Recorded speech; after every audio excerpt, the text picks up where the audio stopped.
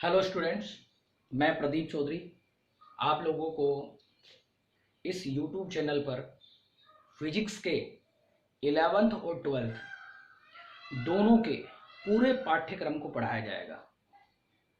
तो आइए बात करते हैं आज के टॉपिक के बारे में। तो आज का टॉपिक स्टूडेंट्स हमारा है विद्युत क्षेत्र। आज का हमारा टॉपिक क्या है स्टूडेंट्स? विद्युत क्षेत्र। देखिए, विद्युत क्षेत्र होता क्या है? तो विद्युत क्षेत्र को समझने से पहले हम जो है कुछ ध्यान देंगे। एक छोटा सा उदाहरण मैं आपको दूंगा, उसको समझेंगे आप। मान लीजिए मैं क्लासरूम में हूं और आप लोग क्लासरूम में बैठे हैं। अब वो क्लासरूम छोटा है या बड़ा है स्टूडेंट्स? उस क्लासरूम से कोई बाहर जाएगा या उस क्लासरूम के कोई अंदर आएगा, दोनों ही स्थिति में वो मुझसे पूछेगा। इसका मतलब क्या हुआ कि जितना क्लासरूम है उस क्लासरूम के अंदर मेरा प्रभाव रहेगा, यानी कोई भी उससे बाहर जाने वाला और अंदर आने वाला व्यक्ति मुझसे प्रभावित होगा। स्टूडेंट्स, हाँ या नहीं? अब ऐसे ही मान लीजिए आपके पास कोई प्लस क्यू आवेश है। मान लीजिए आपके पास क्या है? प्लस क्यू आवेश है। अब कोई जो आवेश है वो अपने चारों ओर एक ऐसा क्षेत्र बनाता है। कोई भी जो आवेश है वो अपने चारों ओर क्या करता है? एक ऐसा क्षेत्र बनाता है कि उस आवेश के अलावा कोई भी दूसरा आवेश अगर उसके अंदर आएगा, जैसे मान लीजिए इसके अंदर ये आ गया, तो उस पर बल लगेगा, यानी वो जो आवेश है वो क्या करेगा? बल का अनुभव करेगा। क्या कहा मैंने? कि कोई भी जो आवेश है वो आवेश अपने चारों ओर एक ऐसा क्षेत्र बनाएगा कि उस क्षेत्र के अंदर उस आवेश के अलावा कोई भी दूसरा आवेश अगर प्रवेश करता है, आता है अंदर, तो उस पर बल लगता है, यानी वो आवेश क्या करता है? बल का अनुभव करता है। और ऐसे क्षेत्र को हम कहते हैं विद्युत क्षेत्र। क्या कहते हैं स्टूडेंट्स? विद्युत क्षेत्र। ऐसे क्षेत्र को हम क्या कहते हैं? विद्युत क्षेत्र। ध्यान दीजिए, मैंने क्या कहा? किसी आवेश के चारों ओर का वह क्षेत्र जिसमें अन्य आवेश बल का अनुभव करता है क्या कहलाता है? विद्युत क्षेत्र कहलाता है। ठीक है स्टूडेंट्स, इसकी परिभाषा हम कुछ इसी प्रकार से बना भी सकते हैं जो मैंने ऊपर लिखा है। किसी आवेश के चारों ओर का वह क्षेत्र जिसमें अन्य आवेश बल का अनुभव करता है विद्युत क्षेत्र कहलाता है। क्या कहलाता है स्टूडेंट्स? विद्युत क्षेत्र। यानी एक साधारण सी बात है कि भाई आवेश अपने चारों ओर एक ऐसा क्षेत्र बना लेगा कि उसके अलावा कोई भी दूसरा आवेश आए तो उस पर क्या लगेगा? बल लगेगा। और ऐसे क्षेत्र को हम क्या जानते हैं? विद्युत क्षेत्र के नाम से जानते हैं। ये बात हम आगे करेंगे कि अगर यहां पर धनावेश लिया जाए तो विद्युत क्षेत्र की दिशा कहां होगी, और अगर यहां ऋणावेश लिया जाए तो विद्युत क्षेत्र की दिशा कहां होगी। ये मैं आगे प्रश्नों में आपको बताऊंगा। अब ध्यान दीजिए, देखिए स्टूडेंट्स, अगला जो हमारा टॉपिक है वो टॉपिक है विद्युत क्षेत्र की तीव्रता। तो विद्युत क्षेत्र की तीव्रता होती क्या है, इसे किसके द्वारा दर्शाया जाता है, ये सब बातें हम करेंगे। इसकी परिभाषा क्या है, उससे पहले मैं कुछ बता रहा हूं आपको, ध्यान दीजिए। मान लीजिए मैं क्या करता हूं, एक धनावेश लेता हूं। अब जाहिर सी बात है, धनावेश अपने चारों ओर एक ऐसा क्षेत्र क्रिएट करेगा, एक ऐसा क्षेत्र बनाएगा जिसमें इसके अलावा कोई भी दूसरा आवेश आएगा तो उस पर बल लगेगा। यानी मैं क्या ले रहा हूं? एक विद्युत क्षेत्र लेता हूं। क्या है ये? विद्युत क्षेत्र।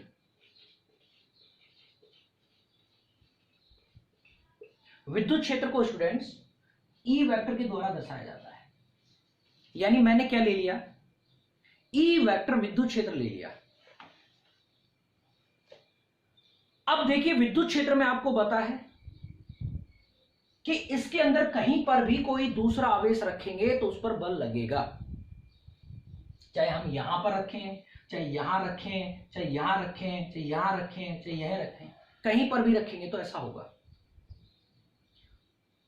अब मान लीजिए कोई आपसे कहता है कि इस बिंदु पर विद्युत क्षेत्र की तीव्रता निकालिए, या इस बिंदु पर विद्युत क्षेत्र की तीव्रता निकालिए। किसी भी बिंदु पर आपको विद्युत क्षेत्र की तीव्रता निकलवाता है तो आपको एक बात ध्यान रखनी है कि जिस भी बिंदु पर आपको विद्युत क्षेत्रता निकालनी है, तीव्रता निकालनी है, विद्युत क्षेत्र की जो तीव्रता निकालनी है, उस बिंदु पर आपको रखना पड़ेगा परीक्षण आवेश। मान लीजिए आपको इस बिंदु पर विद्युत क्षेत्र की तीव्रता निकालनी है तो आपको क्या करना पड़ेगा, इस बिंदु पर रखना पड़ेगा परीक्षण आवेश। क्या रखना पड़ेगा, परीक्षण आवेश।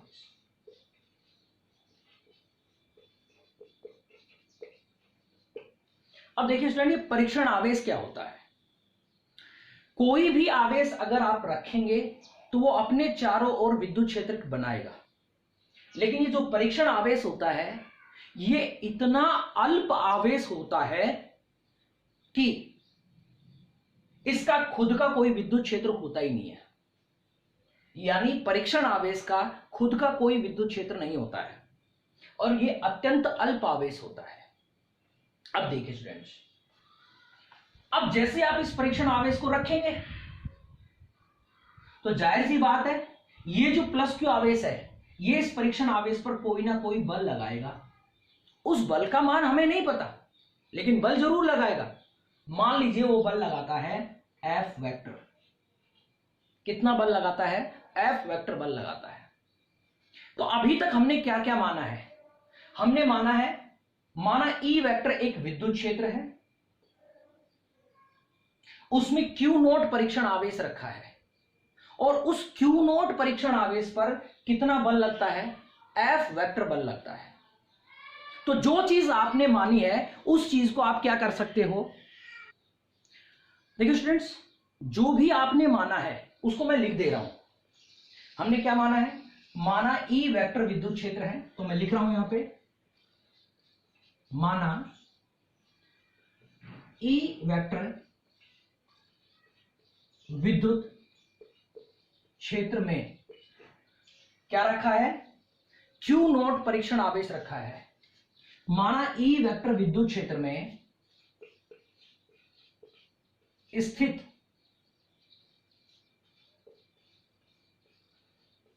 परीक्षण आवेश क्यू नोट। अब ये जो क्यू नोट परीक्षण आवेश है इस पर बल कितना लग रहा है, एफ वेक्टर। माना ई वेक्टर विद्युत क्षेत्र में स्थित परीक्षण आवेश क्यू नोट पर एफ वेक्टर विद्युत बल आरोपित है। माना ई वेक्टर विद्युत क्षेत्र में स्थित परीक्षण आवेश क्यू नोट पर एफ वेक्टर विद्युत बल आरोपित है। ये सब चीजें आपने क्यों मानी, क्योंकि आप इस बिंदु पर क्या ज्ञात करना चाहते हैं, विद्युत क्षेत्र की तीव्रता। तो जो माना आपने वो आपने लिख दिया। अब वो भी बताइए आप क्या ज्ञात करना चाहते हैं। तो विद्युत क्षेत्र की तीव्रता। तो देखिए ऐसी स्थिति में विद्युत क्षेत्र की जो तीव्रता होगी वो क्या होगी, इस प्लस क्यू आवेश के द्वारा इस परीक्षण आवेश पर जो विद्युत बल लगता है वो विद्युत बल ले लीजिए और इस परीक्षण आवेश का परिमाण ले लीजिए, यानी उसका मान ले लीजिए। तो मैंने क्या क्या लिया है, प्लस क्यू आवेश के द्वारा क्यू नोट परीक्षण आवेश पर लगने वाला बल और क्यू नोट परीक्षण आवेश का परिमाण, और इन दोनों का मैं क्या कर दूंगा, अनुपात। और अनुपात करते ही इस विद्युत क्षेत्र की क्या आ जाएगी, तीव्रता आ जाएगी। यानी विद्युत क्षेत्र की जो तीव्रता होती है वो क्या होती है, ई वेक्टर बराबर में F vector upon Q not. E vector बराबर में F vector upon Q not, यानी विद्युत क्षेत्र या विद्युत क्षेत्र की तीव्रता कैसी राशि है? सदिश राशि है। अब देखिए स्टूडेंट्स, ये आपने माना था, इसका फॉर्मूला तो आपने निकाल लिया, लेकिन अब आपके सामने समस्या है कि आप इसकी परिभाषा कैसे लिखेंगे। तो देखिए जो जो चीजें आपने हैं मानी है उसी हिसाब से आप लिखेंगे। क्या माना? जो चीज आपने दी थी था क्या, देखना, जैसे ये है सूत्र के हिसाब से आप लिख सकते हैं। ये क्या है? बल। ये कौन सा बल है? जो परीक्षण आवेश पर लगता है, ठीक है। और ये क्या है? परीक्षण आवेश का परिमाण है। और दोनों का अनुपात क्या कहलाता है? विद्युत क्षेत्र की तीव्रता। तो मैं यही लिखूंगा, देखिए,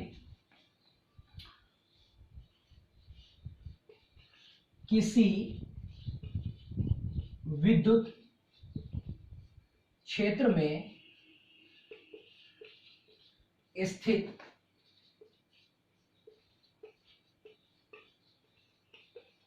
परीक्षण आवेश पर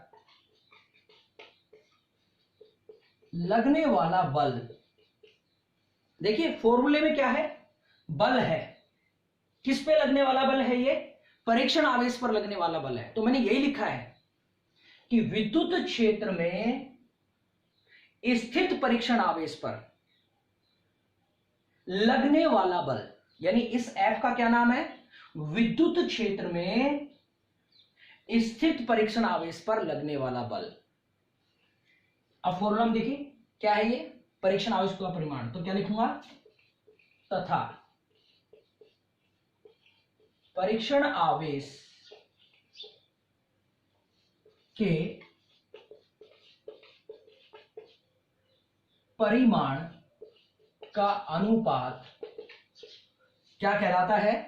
विद्युत क्षेत्र की तीव्रता।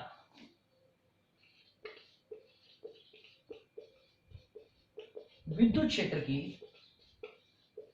तीव्रता कहलाती है। और इसे किससे दर्शाते हैं स्टूडेंट्स? ई वेक्टर से।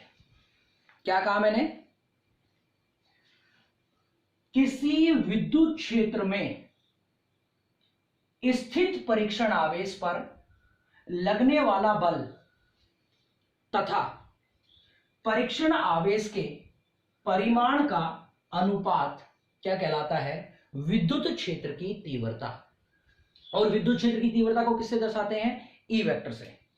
अब देखिए स्टूडेंट्स, अब आप ध्यान देंगे यहां पर, ये जो मैंने फॉर्मूला लिया है, मान लीजिए इसकी जो मैं बात कर रहा हूं, ये जो Q0 है, ये जो परीक्षण आवेश है, इसका मान मैं 1 कूलाम ले लेता हूं। मैंने क्या कहा कि ये जो Q0 है, मैं इसका मान कितना ले लेता हूं? 1 कूलाम। 1 कूलाम को मैं बोलूंगा इकाई धन आवेश। चूंकि ये परीक्षण के लिए लिया गया है तो मैं इसका नाम क्या लिख सकता हूं? इकाई धन परीक्षण आवेश। यानी अब हमने परीक्षण आवेश नहीं, क्या रखा हुआ है? इकाई धन परीक्षण आवेश। यानी मैं यहां पर इसके हिसाब से मैं मान लेता हूं। तो देखिए मैं क्या मान लेता हूं? माना Q0 इक्वल टू 1 कूलाम। तो अब आपको ये फॉर्मूला दिखाई दे रहा है। ये फॉर्मूला क्या है? E वेक्टर बराबर में F वेक्टर अपॉन Q0। तो Q0 का मान मैं कितना रख दूंगा? 1 कूलाम। तो जब मैं यहां 1 कूलाम रखूंगा तो मेरे पास क्या आएगा? E वेक्टर बराबर में F वेक्टर अपॉन 1 कूलाम रखूंगा तो 1 आएगा, तो इसका कोई प्रभाव नहीं पड़ा। तो इसका क्या हो जाएगा? E वेक्टर बराबर में F वेक्टर। इसका मतलब क्या हुआ कि इकाई धन परीक्षण आवेश पर लगने वाला बल किसके बराबर होगा? विद्युत क्षेत्र की तीव्रता के बराबर होगा। यानी हम सीधा ये कह सकते हैं कि इकाई धन परीक्षण आवेश पर लगने वाला बल विद्युत क्षेत्र की तीव्रता कहलाता है। इस परिभाषा को हम इस प्रकार से लिख सकते हैं। साधारण तरीके से मैं क्या लिखूंगा? देखिए आप ध्यान देंगे, मैं परिभाषा को बहुत सिंपल तरीके से लिख दे रहा हूं। तो मेरे पास क्या है, मैं इसके हिसाब से लिखूंगा, क्या कहूंगा, अतः विद्युत क्षेत्र में स्थित, विद्युत क्षेत्र में स्थित इकाई धन परीक्षण आवेश, विद्युत क्षेत्र में स्थित इकाई धन परीक्षण आवेश पर लगने वाला बल विद्युत क्षेत्र की तीव्रता कहलाता है। स्टूडेंट देखिए, ज्यादातर हमारे टीचर्स या बुक्स इस परिभाषा को प्राथमिकता नहीं देते हैं और आपको छोटा दिखाने के लिए यह परिभाषा लिखी जाती है। तो आप कौन सी भी परिभाषा लिख सकते हैं, वो आपकी चॉइस है, उस पर डिपेंड करेगा आपको कि क्या बेटर है। ज्यादातर ये है। तो क्या हुआ, किसी विद्युत क्षेत्र में स्थित इकाई धन परीक्षण आवेश पर लगने वाला बल क्या कहलाता है, विद्युत क्षेत्र की तीव्रता। तो ये विद्युत क्षेत्र की तीव्रता हो गई और ये हमारा विद्युत क्षेत्र की तीव्रता का फॉर्मूला हो गया, ई वेक्टर बराबर में F vector upon Q not. अब स्टूडेंट्स देखिए, मैं आपको बता दे रहा हूं, अब कोई आपसे पूछता है कि विद्युत क्षेत्र की तीव्रता का मात्रक क्या होता है। अब जैसे सपोज कीजिए आपसे पूछा जाता है एसआई मात्रक, तो देखिए आपके पास जो फॉर्मूला है वो क्या है, ई वेक्टर बराबर में F vector upon Q not. तो एफ वेक्टर क्या है स्टूडेंट्स, बल है, और एसआई पद्धति में बल का मात्रक क्या होता है, न्यूटन। क्या होता है स्टूडेंट्स, न्यूटन। तो हम इसका मात्रक क्या लिखेंगे, न्यूटन, और ये नीचे क्या है, आवेश। आवेश का एसआई पद्धति में मात्रक क्या होता है, कूलाम। तो ये मात्रक क्या आएगा, न्यूटन पर कूलाम। तो विद्युत क्षेत्र की तीव्रता का जो मात्रक है एसआई पद्धति में वो क्या आएगा, न्यूटन पर कूलाम। ठीक है स्टूडेंट्स। और अगर कोई आपसे पूछ ले कि सीजीएस पद्धति में, कौन सी पद्धति में, सीजीएस पद्धति में विद्युत क्षेत्र की तीव्रता का मात्रक क्या होता है, तो देखिए सीजीएस पद्धति में विद्युत क्षेत्र की तीव्रता का मात्रक क्या होगा, बल का मात्रक क्या होता है इसमें सीजीएस पद्धति में, डाइन। तो मैं ऊपर क्या लिखूंगा, डाइन, डाइन। और आवेश का क्या मात्रक होता है सीजीएस पद्धति में, स्थिर विद्युत इकाई भी होता है, स्टेट कूलाम भी होता है। तो मैं इसको क्या लिखूंगा, बटा स्टेट कूलाम। तो स्टूडेंट ये किसका मात्रक बन गया हमारा, ये जो हमारा मात्रक है न्यूटन पर कूलाम, ये एसआई पद्धति में है विद्युत क्षेत्र की तीव्रता का मात्रक, और ये डाइन पर कूलाम जो है वो सीजीएस पद्धति में है। अब जरा हम ध्यान देंगे, इसमें एक चीज और पूछी जा सकती है आपसे, आपसे कहा जा सकता है कि विद्युत क्षेत्र की तीव्रता का जो है आप विमा बताइए। तो विमा कैसे लिखेंगे, विमा मैंने बहुत सारी बार एक्सप्लेन भी कर रखी है। देखिए ऊपर आप तीव्रता की अगर विमा निकालना चाहते हैं तो आपको किसकी विमा लिखनी पड़ेगी, बल की विमा लिखनी पड़ेगी। तो बल की विमा क्या होती है, m1 L1 T⁻²। और नीचे किसकी विमा लिखनी पड़ेगी, आवेश की। तो आवेश की स्टूडेंट्स विमा क्या होती है, A1 और T1। जो विमा में नीचे होते हैं वो कहां जाते हैं, ऊपर, और ऊपर जाने पर उनकी पावर किस में आ जाती है, नीचे धन की है तो ऊपर ऋण की हो जाएगी, और नीचे ऋण की है तो ऊपर जाने पर किसकी हो जाएगी, धन की हो जाएगी। तो देखिए मैं ऊपर लिखूंगा तो m का m1 ही रहेगा और L1 का L1 ही रहेगा। अब देखिए स्टूडेंट t की पावर जो ऊपर है कितनी है, 2 है माइनस की, और एक नीचे किसकी है, प्लस की। तो नीचे वाली ऊपर जाएगी वो भी किस में हो जाएगी, माइनस में। तो कितना हो जाएगा, t की पावर कितनी हो जाएगी, -3, और a भी कहां जाएगा, ऊपर। तो ऊपर जाएगा तो a की पावर क्या हो जाएगी, माइनस। तो ये विद्युत क्षेत्र की तीव्रता की विमा है। अब देखिए स्टूडेंट्स, हमारे पास इस टॉपिक पर क्या क्या प्रश्न बन सकते हैं। पहला प्रश्न हमारा जो बन सकता है वो यही है, आपसे पूछा जा सकता है विद्युत क्षेत्र की तीव्रता किसे कहते हैं। इसमें आप परिभाषा लिख देंगे और एक फॉर्मूला लिख देंगे, मात्रक और विमाएं आप अपनी इच्छा से लिख सकते हैं, क्वेश्चन में पूछी जाए तो आप बता सकते हैं। इसके अलावा आप चाहे तो ये परिभाषा चाहे तो ये परिभाषा आप लिख सकते हैं। अब इसमें और क्वेश्चन आपसे क्या पूछे जा सकते हैं, तो स्टूडेंट देखिए, यहां पर जो विद्युत क्षेत्र की तीव्रता की बात हो रही है, इसमें कुछ छोटे छोटे प्रश्न जैसे मैंने पहले भी बताए थे आपको, आपसे कोई पूछ ले